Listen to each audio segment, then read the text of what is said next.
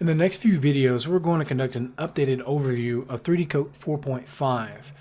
The goal here is to help the new user make sense of the application and get started right away. The first thing you'll notice is the splash screen that appears whenever you open the application. As you can see from the individual choices, it's task specific. We've covered this splash screen in some detail in the Intro to 3D Coat playlist, so for further information, please refer to those. The next thing we want to look at is the tabs in the upper left-hand corner, which indicate 3D Coat is a multi-workspace application. It's much like having a suite of applications integrated into one, yet they are all separated in discrete workspaces or tool layouts.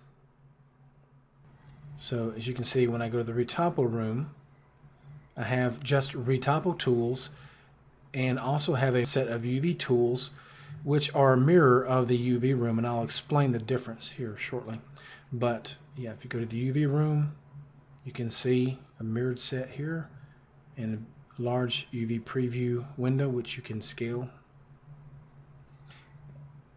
The sculpt room, which used to be called the voxel room, and then the render room. This allows you to customize each one to fit your preference for that given task, and each time you come back to the application, that layout's going to be intact.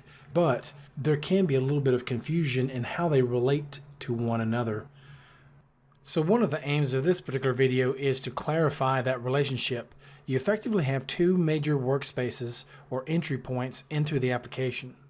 As I mentioned previously, if you start from the splash screen and click on the specific task, it's going to send you directly to the right workspace or room. However, if you're already inside the application, and let's say for example you want to import a low polygon model that you have created outside of 3D Coat, you would want to go directly to the Paint workspace and through the File menu import your model. If you want to bring in a high poly sculpt from an application like ZBrush or Mudbox as a reference mesh for retopo work, or perhaps you want to do some vertex painting, you want to import that model directly into the sculpt workspace because it's designed to handle such extreme poly counts, whereas the paint room is not. If you were to try and import an extremely high polygon model into the paint workspace, it would be slow and sluggish. So just keep that in mind. Now, with that said, if you import a model, again, from another application that you've done some sculpting in, you bring it into this environment, then you can quickly move over to the paint room and borrow the paint tools there to paint directly onto the vertices of your model. By doing so, you can avoid using UV maps until you decide to bake all that color information down to a low polygon mesh, if that's what you choose to do. So yeah, you have these two major workspaces, and most of these other workspaces are just companions to them, meaning they are designed to work on models that you import into either of these two workspaces. For example, the tweak room is designed to work exclusively on models that reside in the paint workspace, on low to medium polygon models. So is the UV room. It will only work on models that reside here in the paint workspace. And that's why the retopo room has its own set of UV tools, so that you don't have to jump into this UV room, because oftentimes as you're working on a retopo mesh, you may want to do your UVs very early before you start adding extra geometry, because the more geometry you add, the more difficult it is to unfold and get a pleasant result. Once you start adding to that poly count to where it becomes a medium to medium high resolution mesh, then trying to unfold at that point in time is going to present a little bit of difficulty for the algorithm. So that's why you have an embedded set of UV tools to utilize strictly for retopo meshes, and it's designed to work on models that you have residing here in the sculpt room. But yeah, that's the UV room and the tweak room are companion workspaces to the paint room, and then the retopo room is a companion for the sculpt room. Okay, so let me go ahead and I'll open up a 3D Coat file. And I've got wireframe turned on, so you can see here in the sculpt room, I have a high poly sculpt and I have some dynamic tessellation on this individual model using live clay tools. One of the more common progressions in this application or workflows is to bring a low polygon model directly into the sculpt workspace to do your high poly sculpting. Then you move on to the retopo room where you can re-import that same original mesh for 3D Coat to bake all the displacement and normal map detail onto. It'll also bake color and glossiness information as well. If you've already created UVs in your host application on the mesh that you're importing, those UVs will come along for the ride as well. So yeah, the first step would be the sculpt room. Second step, retopo room. And then you would do baking from the retopo room through the bake menu. Okay. So yeah, once I have the retopo mesh like I like it, you can do it from scratch. You can import your original mesh into this room as well as the sculpt room. You would do that from the import menu here. Once you have it set up the way you like and you're ready to bake, you go to the bake menu and choose which painting mode you want to work with. Per pixel painting mode is probably ideal for game models where you're working primarily with normal maps, but you do have the flexibility of generating displacement map as well. But mainly if you're working with displacement maps exclusively, then you probably would want to use micro vertex in many cases. Pt.1 is really just an elegant auto UV toolset that Disney created, and they released it to open source a few years back, and 3D Coat was the very first commercial application that took advantage of the technology.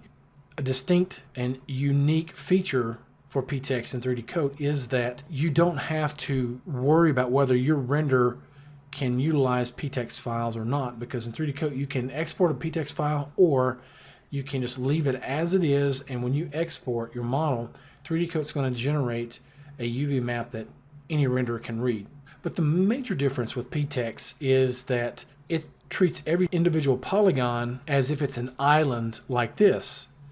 Okay, and that can be problematic because, as you can see here with this individual island, I can see where the eyes are, I can see where the nose is located, I can see where the mouth is, and so when I want to paint in 2D mode, which you have a 2D texture editor in the paint room, as you'll see momentarily, when you try to paint, you can't tell where you're painting with Pt.1 because, again, it takes every single polygon and it treats it as a UV island and it packs them all very tightly into this UV space.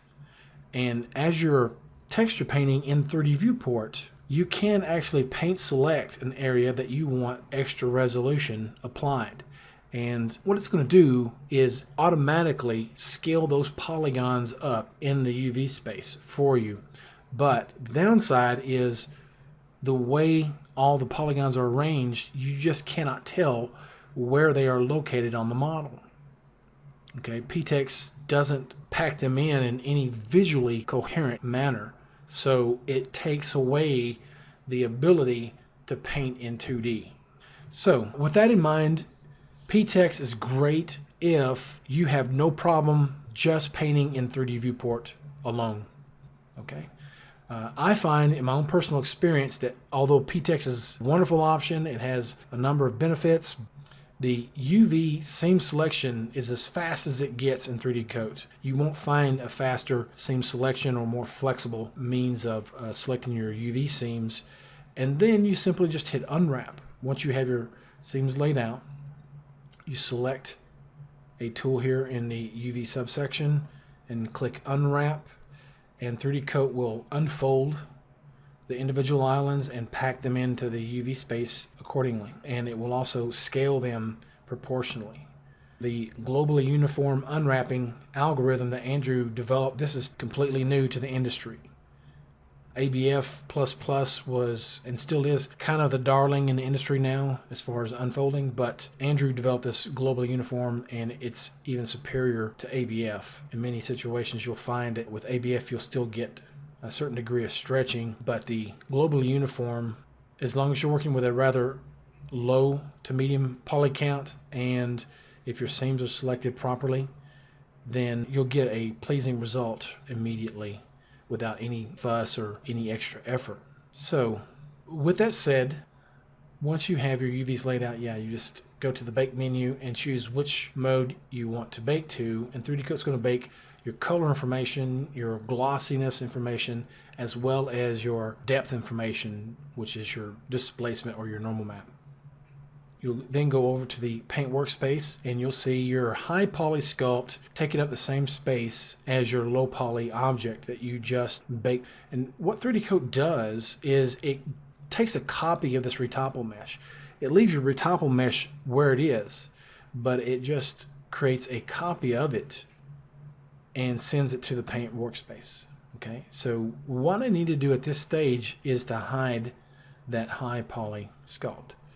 So in the Vox Tree layer panel, it's basically a copy of the layer panel that you have in the sculpt room. You can hide the individual layer like this. Just click on the root, either one. Or you could go to the view menu and check or uncheck show voxels in the paint workspace.